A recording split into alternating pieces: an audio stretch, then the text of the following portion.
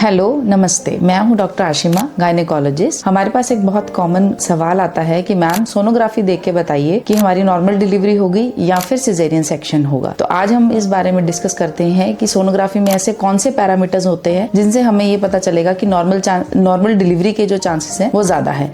सबसे पहला है कि बेबी की पोजीशन क्या है, यानी कि अगर बच्चे का हेड है जो नीचे होता है तो उसमें डेफिनेटली नॉर्मल डिलीवरी के चांसेस बढ़ जाते हैं। अगर बेबी की पोजीशन, अगर सोनोग्राफी में ये दे रखा है कि बच्चे की पोजीशन वो ब्रीच है, यानी कि अगर उसके बटक नीचे है, या फिर बच्चा ट्रांसवर्स है यानी कि आड़ा, या फिर ऑब्लिक पोजीशन यानी कि टेढ़ा, तो इन सब पोजीशंस में, बेबी के हेड के पोजीशंस में नॉर्मल डिलीवरी नहीं हो सकती। दूसरा पॉइंट है कि बच्चे के आसपास में लाइकर कितना है, यानी कि अम्नियोटिक फ्लूइड कितना है। अगर वो एडिक्वेट है, यानी कि 8 से लेके अगर 15 तक है, तो डेफिनेटली आपके जो नॉर्मल डिलीवरी के जो चांसेस हैं वो बढ़ जाते हैं। लेकिन अगर इससे कम है तो डेफिनेटली मॉनिटरिंग बहुत ज्यादा लगती है और सिजेरियन के भी चांसेस बढ़ जाते हैं, बट ये इसका मतलब नहीं है कि आपका सिजेरियन ही होगा।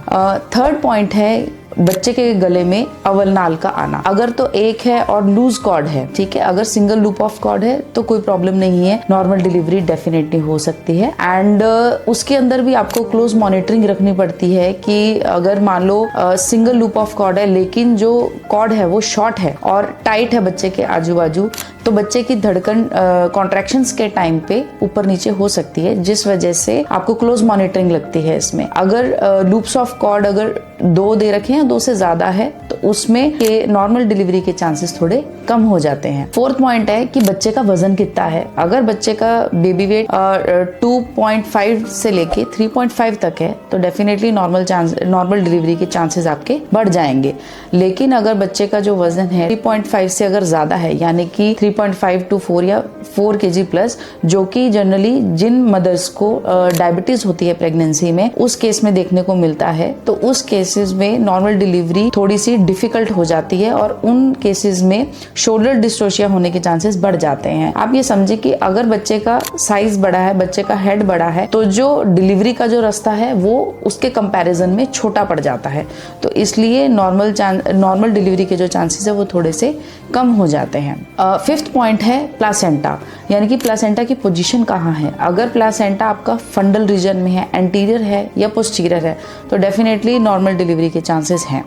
एंड अगर प्लासेंटा लो लाइंग है, या फिर अगर आपकी सोनोग्राफी में दे रखा है कि प्लासेंटा कवरिंग द इंटरनल ऑस है, यानी कि नीचे की तरफ है, बच्चेदानी के मुंह पर है, तो नॉर्मल डिलीवरी बिल्कुल भी नहीं हो सकती, क्योंकि उस केस में अगर आपको कॉन्ट्रैक्शन आते हैं तो उस केस में ब्लीडिंग होने के चांसेस बहुत ज़्यादा हो जाते हैं और आपको और आपके बच्चे को जान का खतरा भी हो सकता है।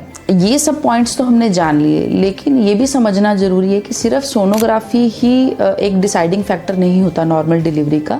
बाकी और भी फैक्टर्स होते हैं कि जो आपकी पेल्विस की जगह है वो कितनी है, एंड मदर को कॉन्ट्रैक्शंस कैसे आ रहे हैं, बच्चा नीचे उतर रहा है क्या, और बच्चेदानी का मुंह जितना खुलना चाहिए टाइम के हिसाब से उतना खुल रहा है क्या, तो ये सब फैक्टर्स भी डिसाइड करते हैं। अगर बेबी का जो हार्ट रेट है वो नॉर्मल रहता है तो डेफिनेटली नॉर्मल डिलीवरी के चांसेस ज्यादा हैं, और मदर को अच्छे कॉन्ट्रैक्शंस आ रहे हैं, उसके अलावा मदर बिल्कुल स्टेबल है, उनका बीपी या फिर जो पल्स है वो फ्लक्चुएट नहीं कर रही, तो ये सब जो चीजें हैं वो नॉर्मल डिलीवरी की तरफ लेके जाती है। अगर इनमें से कोई भी फैक्टर ऊपर नीचे होता है, जैसे अगर बच्चे की धड़कन ऊपर नीचे हो रही है, मदर को एडिक्वेट कॉन्ट्रैक्शंस नहीं आ रहे हैं, मदर का बीपी शूट हो रहा है, बच्चे ने पेट के अंदर टॉयलेट कर दिया है, और नीचे की जो रास्ता है वो भी एडिक्वेट नहीं है, तो इन केसेस में नॉर्मल डिलीवरी पॉसिबल नहीं है। इसलिए कभी भी आप ये मत सोचें कि सोनोग्राफी से ही हमें पता चल जाएगा कि हमारी नॉर्मल डिलीवरी हो सकती है या नहीं। बहुत सारे इसके अंदर फैक्टर्स इंक्लूड होते हैं। अगर आपका कुछ भी इस वीडियो से रिलेटेड सवाल है तो प्लीज कमेंट सेक्शन में जरूर बताइए। Thank you.